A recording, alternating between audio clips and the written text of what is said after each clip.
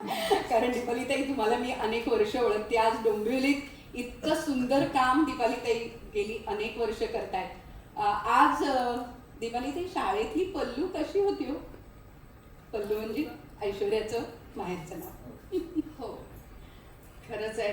म्हणजे ऐश्वर्या पल्लवी ते ऐश्वर्या नारकर हा जो प्रवास आहे तो जवळून अनुभवलाय. एक तर काय की आमचं थोडं कौटुंबिक नातं पण आहे. म्हणजे माझ्या घराजवळच ऐश्वर्या राहायची आणि खूप लहानपणापासून स्वामी विवेकानंद डोंबिवलीमध्ये जी शाळा आहे तर त्या शाळेमध्ये पलू माझी शिकलेली आहे 10वीपर्यंत.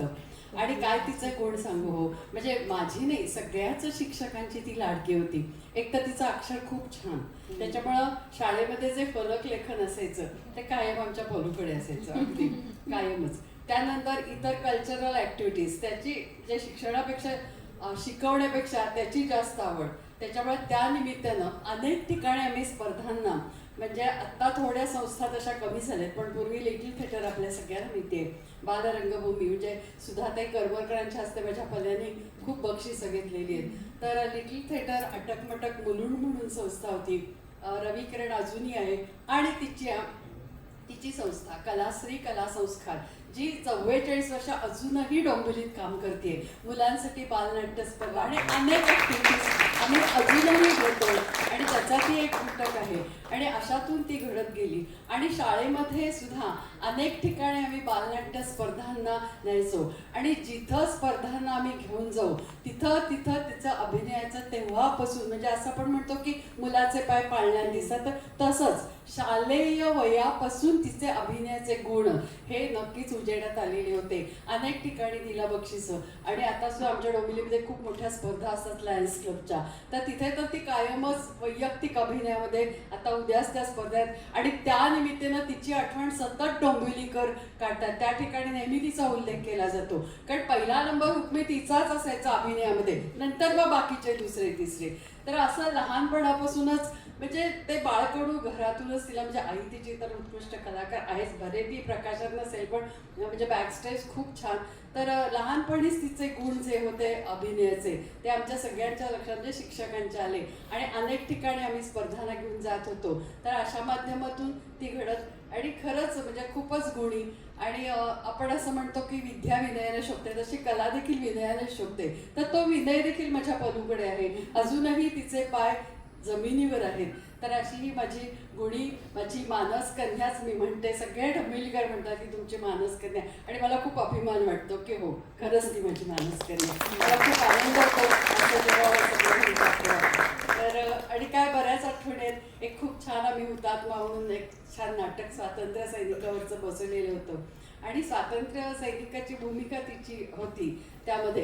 आणि शेवटचा तो म्हणजे एक असा ट्रॅजिक सीन असायचा आणि त्या सीनमध्ये ती इतकी रडायची खरी रडायची. आणि त्याच्यामुळं आम्ही सगळे विंगेत तयारच असायचो की हा सीन संपला की पलूला सांभाळायचा, की तो सीन संपला की तिला आम्ही बाजूला घ्यायचो विंगेतनं आणि मग तिला शांत करायचं. आणखीन एक मला चांगली आठवण आहे की केल्याने होत आहे रे तुला चांगलं, तिचं हे खऱ्या अर्थानं पहिलं नाटक होतं बालनाट्य. ज्योतिराव कदम म्हणून त्यावेळेचे लेखक खूप छान नाटकं ते लिहायचे. तर त्या नाटकामध्ये मराठी म्हणजे विषयांचं भांडण होतं. ते सगळे विषय आपापसात भांडतात, हा तो नाटकाचा विषय होता. तर त्या नाटकामध्ये मराठी या विषयाची आणि खूप म्हणजे मी ज्ञानेशाची बोली मी माय मराठी, म्हणजे अजूनही माझ्या 81 सालचं ते हे नाटक होतं. तर त्यावेळी अजूनही माझ्या लक्षात आहे. तर ती इतकी सुंदर पद्धतीनं ती अभिनय त्या ठिकाणी म्हणजे गाणं म्हणून करायची की तो अभिनय, आणि अनेक बक्षिसं तिनं त्या ठिकाणी मिळवलेली आहेत. अशा बऱ्याच आठवणी आहेत मुलीच्या माझ्या. मी भाग्यवान आहे की मला अशी कन्या मिळाली. गुरुनी शिष्याचं केलेलं कौतुक यापेक्षा वेगळं काय पाहिजे. मला वाटतं ऐश्वर्या आज तुलाही बाईंबद्दल काही बोलावं असं वाटतंय, कृतज्ञता व्यक्त करावीशी वाटते. हो, मला शाळेशी मी खूप कनेक्टेड आहे अजूनही. म्हणजे मी नेहमी सांगते की कॉलेज मी एन्जॉय केलं नसेल इतकी मी शाळेची 12 वर्ष जगले किंवा ती अजूनही माझ्या अगदीच डोळ्यासमोर आहेत. मला त्याच्यातल्या छोट्या घटना आठवतात. त्यामुळे शाळेशी मी खूप कनेक्टेड आहे. तसेच शाळेतल्या शिक्षकांची सुद्धा.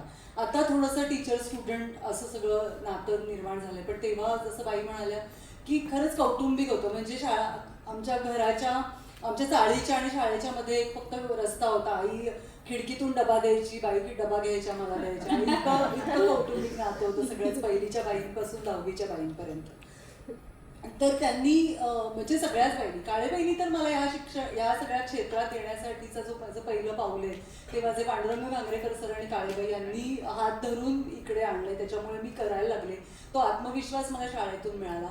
आणि मला असं सांगायला अगदीच आवडेल की फक्त शाळा, शिक्षण, अभिनय किंवा नाटकं ह्या सगळ्याच्या पलीकडे जाऊन एक अशी एक फेज होती आमच्या घरामध्ये की म्हणजे खूप गोष्टी काय सांगू होता की म्हणजे तेल पण एवढंसं जाणायचं, 15 दिवस पुरेल एवढं, अशा सगळ्या गोष्टी होत्या. तर मला अगदी आठवते की तेव्हा ड्रेसेस मला काळेबाई द्यायच्या. आणि म्हणजे ते इतकं घट्ट नातं होतं की की कुठल्याही बाजूनी मदत करून हिला पुढे आणायचंय, कुठल्याही बाजूनी मदत करून हिला स्वतःच्या पायावर उभं करायचंय. हा दृष्टिकोन अगदी काय म्हणूया फॉर्मली नसेल पण ते खूप आतून येणारं एक प्रेम होतं आणि तो जिव्हाळा होता जो अजूनही आहे. त्यामुळे खरंच कौटुंबिक नाते. मला नेहमी असं वाटतं की आपल्याला जर शिक्षक चांगले मिळाले ना तर आपल्या आयुष्यात आपण पुढे कुठलाही स्ट्रगल करायला, कुठल्याही गोष्टींवर मात करून पुढे जायला सक्षम होतो. ते शिक्षक आपल्या शाळेचे आपल्यासाठी खूप महत्त्वाचे असतात आणि ते बाळकडू मिळणं खरंच खूप गरजेचं असतं. आणि त्यांनी आपल्याला हात धरून पुढे नेलेलं असतं आणि ती वाट आपण नक्कीच पुढेपर्यंत घेऊन जातो. तर शिक्षक मला आयुष्यात खूप महत्त्वाचे वाटतात आणि जे मला काळेबाईंच्या रूपाने आणि अनेक माझ्या शिक्षिका आहेत त्या सगळ्याच माझ्याबरोबर अजूनही आहेत. तर या खरंच खूप वेगळ्या आठवणी आहेत आणि वेगळे संस्कार आहेत की जे अजून माझ्या मनात घट्ट आहेत. वा वा.